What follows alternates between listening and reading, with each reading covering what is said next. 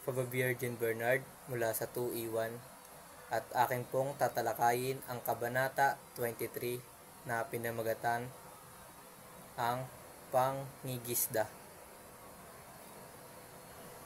Dumating si Crisostomo Ibarra sa paaralan upang silipin ang kalagayan ng paaralang ipinatayo niya para sa San Diego.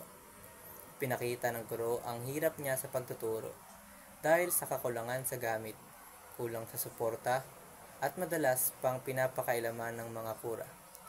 Nalaman ni Ibarra na pinahihirapan ng kura ang guro at hindi niya pinapayagan ang mga modernong paraan ng pagtuturo. Ipinakita ng guro ang kanyang pagod at lungkot dahil sa kawalan ng respeto at suporta mula sa itaas.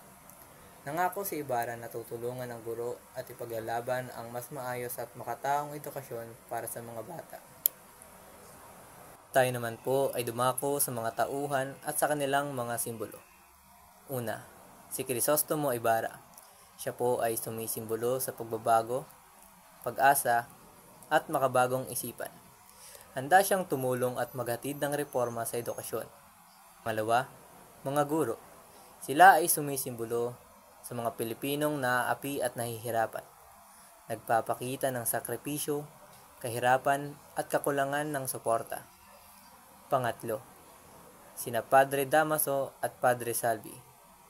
Sila ay sumisimbolo sa mapang-abusong kolonyalistang kapangyarihan at hadlang sa edukasyon at pagbabago. Tayo naman po ay dadayo sa aral sa Kabanata 23. Una, mahalaga ang edukasyon sa pag-unlad ng bayan at dapat itong suportahan at hindi pigilan. Pangalawa, kailangang igalang at tulungan ang mga guro dahil sila ang humuhubog sa mga kabataan. Patatlo, mali ang pang-aabuso ng kapangyarihan, lalo na kung nakakasagabal sa pag-unlad at kabutihan ng mga tao. At sa lahat, ang tunay na pagbabago ay nagsisimula sa pagkilala sa problema at pagkilos para ito ay ayusin. Muli, Papa Virgin Bernard mula sa 2E1, nagre-report ng Kabanata 23